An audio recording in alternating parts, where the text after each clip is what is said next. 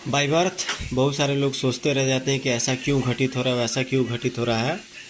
Simple सा logic है कि जो केतु ग्रह होते हैं वो आपके पूर्व जन्म के कर्मों को लौटाते हैं। अर्थात जो इस जन्म में आप कर रहे हो या फिर जो भी चीज़ें आपके हो रही है वो आपके ग्रह नक्षत्रों के प्रभाव से हो रही है। ऐसा हमारे शास्त्रों में वर्णित है।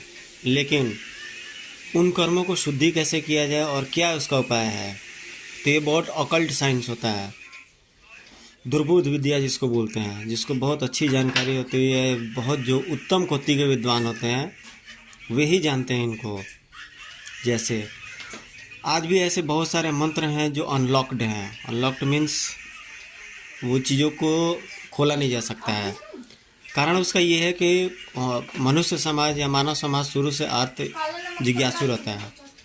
वो किसी भी चीज़ को दुरुपयोग करने से, किसी भी चीज़ को छेड़छाड़ करने से बाज नहीं आता है। यही वजह रही है कि ऐसे मंत्रों को लॉक्ड कर दिया गया। और उसको अनलॉक करने की जो विधियाँ होती है वो सामान्य विधियाँ नहीं होती हैं। लगातार जप तप के माध्यम से ही उनको नियंत्रित किया जा सकता है या कंट्रोल किया जा सकता है।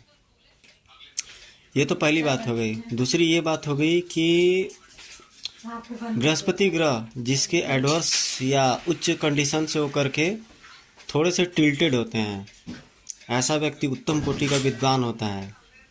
बहुत सारी विद्याएं उसको हस्तगत होती हैं, लेकिन उम्र के एक खास दौर पर लगातार प्रैक्टिस करते करते, लगातार अभ्यास करते करते कुछ चीज़ें ऐसी उसे लौट करके आती हैं जिससे सतत अभ्यास से उसे और परिश्रम करके मांझना पड़ता है।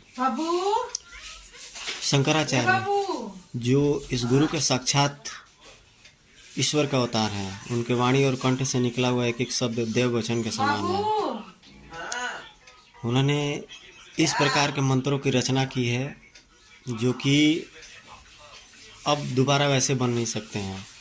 खाना खा लो, आके खाओगे अभी। आधुनिक समय में जो भी चीज़ें हैं वो इस प्रकार से रचित हो और जिस प्रकार से बनाई गई है वह कलयुग के इंसानों के लिए, कलयुग के मानवों के लिए है टेम्पररी। बट ऑकल्ट साइंस सीखने के लिए बहुत लंबे समय तक के धैर्य और परिश्रम की आवश्यकता होती है।